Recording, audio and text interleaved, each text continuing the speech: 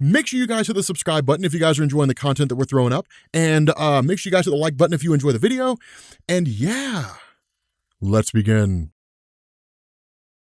Okay, so we are picking up with The Flash Year 1, which is really like Joshua Williamson kind of reworking the Barry Allen mythos kind of unto himself. It's in the nature of comics that things change. So this is actually kind of cool because it's really like a more in-depth origin of Barry. And what this does is it basically picks up initially with him kind of in his attic reading his old comics. Now, for those people who are keen-eyed, who know the history of Barry, there's a lot of small little nuances and Easter eggs in this story that really kind of add to the greater whole, right? Because like the average reader would look at this and they would say, okay, so like Barry's reading comics, and they would just kind of write it off and call it a day. But if you go back and you look at the old Silver Age stories, when Barry Allen first showed up, DC Showcase number 4, you go look at those old stories, Barry Allen was inspired to become a superhero by reading the stories of superheroes, namely the Flash Jay Garrick. Because on Earth 1, where Barry Allen's from, the Flash Jay Garrick, who hails from Earth 2, is a fictional character. Now, DC found ways to kind of write that in, right? To say like, well, it was dreams and so on and so forth and whatever. But the overall gist of this is that Barry Allen is basically, as a kid, reading the stories of the Flash Jay Garrick from basically like an alternate reality, not knowing it's an alternate reality. For him, they're just stories. But it's these cool little nuances, these cool little things. The discussion between himself and Nora, where Barry was basically, he got into a fight because he was helping some other kid out, and his mom says, whatever you do, never lose that. Of course, it's these small, cool little things. Now, following that, you basically get this sort of like crack of lightning, right? This kind of ominous thing. And this is really Joshua Williamson's way of tying into like Eobard Thawne, because that's one of the big things that a lot of people would really be a stickler about, right? Like those individuals who really love the mythos of Barry, who don't want to see things change, that'd be one of those things that they would kind of get pissy about it. If like, Williamson came along and said, actually, Eobard Thawne never killed the mother of Barry, because it's a mainstay of his character, right? It'd be like if Brian Michael Bendis came along and said that Krypton never actually blew up, and like Superman was just sent away from Krypton because his parents were just curious about like what was out there, what Earth was, or something along those lines. It'd be arbitrarily changing something that would be like a lot of fans would get upset. Now, 25 years of reading comics, I don't really get upset by change, but people who kind of latch on to characters usually have a tendency to get upset about things that like totally shift away from what they know and love, because in a lot of ways these characters kind of become part and parcel to their identities because they've been reading them for so long, which sort of makes sense. I mean, I'm kind of like that with the X-Men, but the X-Men have changed so much that it doesn't really matter that much anyway. So it's literally a comic built on change. So it's kind of wild and kind of interesting. But again, these small little things, the first interaction between Barry and Iris West, kind of tying into the New 52 to a degree. These small little things that take place in terms of these characters meeting for the first time. These characters kind of coming along. August Hart, you basically see him kind of thrown in, and it's like, yes, he was introduced as part of Flash Rebirth with regards to, I guess, really Williamson's run on Flash Rebirth in terms of becoming Godspeed. This is where a lot of this starts out, that he and Barry go back when they were both working in CSI. But again, you get these small little ominous things, a yellow crack of lightning, the actions of Eobard Thawne, really kind of hitting at the idea that he's out there. Now, one of the things that Williamson kind of leaves out here, and then he sort of leaves it to us to begin to kind of figure out, is the action of Barry being struck by lightning and hit with chemicals at the same time, gaining his powers of the Flash. Back during the Silver Age, when he first showed up in DC Showcase 4, then it was just kind of like, well, this is a thing that happened, and like now he's the Flash. And it worked because it was really kind of blending like science fiction themes with superheroes, and people loved it. Like they kind of took off with it, and that was basically the end of that. It wasn't until like Geoff Johns came about, and even when you started getting into a few stories before him, that you started to get into this notion that like Eobard Thawne had set everything up for Barry Allen to become the Flash in the first place. And that's why Geoff Johns' run is really considered to be kind of one of the most notable runs in terms of retelling the origin of Barry, because where previously it was Eobard Thawne killed the mother of Barry, and that's why Barry became a superhero when he became the Flash. What you ended up getting in Geoff Johns' run was Eobard Thawne traveled back into the past in order to make sure that Barry became the Flash. He engineered his whole life. It's because of Eobard Thawne that Barry Allen's mom died, and it was because of Eobard Thawne that the chemicals were arranged in the right order so that when he was struck by lightning and hit with those chemicals, he would become the Flash. Eobard Thawne arranged all of that, and that's one of the things that Williamson kind of leaves out here. He kind of removes from that, but in all reality, he can probably get away with that, because for the most part, even if the details aren't widely known by the greater comic book community, people know enough about the Reverse Flash to know that he's basically the reason Barry became the Flash. And so it's kind of like throwing that little tidbit in there. Now, it could be that Williamson will come along and change that, because again, this is only part one. We still have,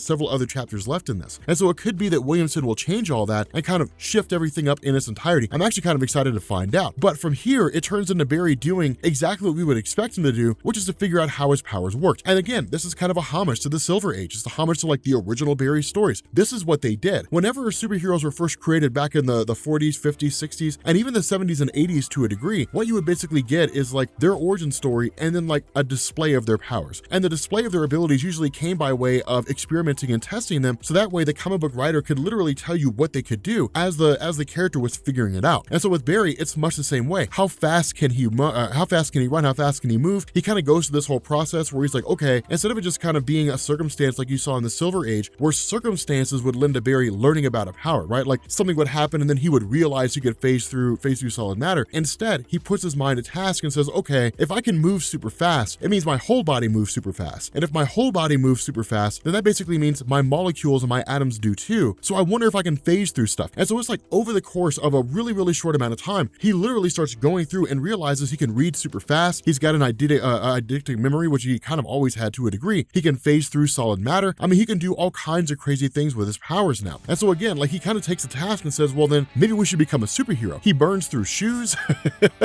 He does all kinds of crazy stuff and basically learns how his powers work in a very short amount of time. So that's when he starts developing like outfits that can basically work for him. So he starts developing the Flash boots that allow him to run without tearing up the material. Small little things like this kind of go into the greater whole in terms of Barry learning his powers and learning what he's capable of. Now, something that Williamson sort of leaves out here is the Speed Force. And here's the reason why. There's really a couple explanations we can go to in terms of why this seems to happen. One, he hasn't gotten around to it yet, or at least he has, but we haven't seen it in the story yet. So it could be in parts like 2, 3, 4, 5, something like that. It could be that like at the end of this whole thing, Max Mercury comes back. And that's basically like when Max Mercury returns in like the origin story, then it's like, okay, Max Mercury is here now. Barry has to go find him, after this origin story is done. But whatever the case is, like Max Mercury is the one who explains the nature of the Speed Force to Barry. It could simply just be that he'll reveal it, that Williamson will reveal it in some form or fashion in a different way. Or it could be that Williamson is taking a page out of Geoff Johns' run on the Flash and the Speed Force hasn't existed yet. It doesn't exist yet. And I know it kind of runs into a weird quagmire because people will say, how can Barry Allen tap into the Speed Force if the Speed Force doesn't exist? Well, we've talked about this before. One of the things that was kind of established by Geoff Johns is that because the Speed Force was created by Mark Waid, and because the Speed Force was such an intrinsic part of the Flash mythos that Geoff Johns couldn't write it out of existence, what he had to do was find a way to make it work. And so what he ended up saying was that the Speed Force didn't exist until Barry Allen became the Flash. And then once he became the Flash, the more he ran, the more the Speed Force began to grow. And as the Speed Force grew, it began to permeate throughout all space and time, right? So it's like filling up a jar with, water or something like that. What it basically means is that as the Speed Force grows, it begins to spread into both the future, into the future itself, the present, and the past. And so basically what this means is that where Barry Allen just became the Flash, he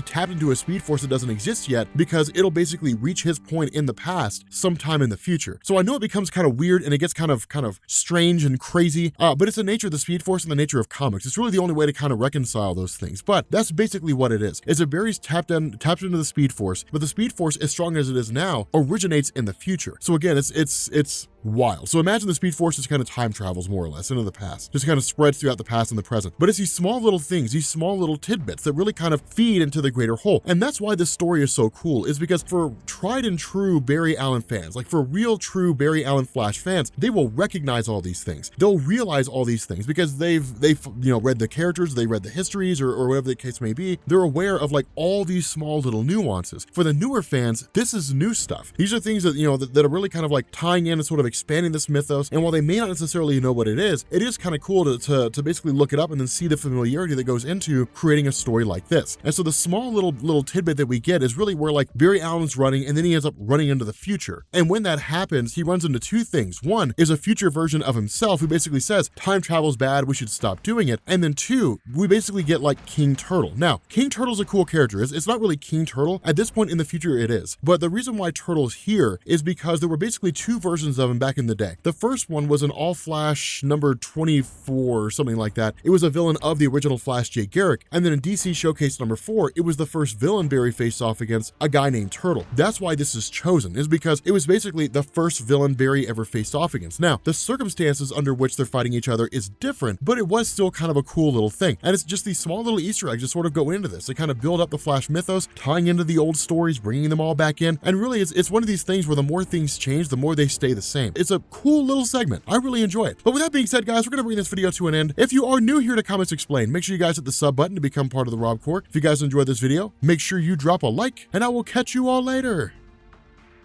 Peace.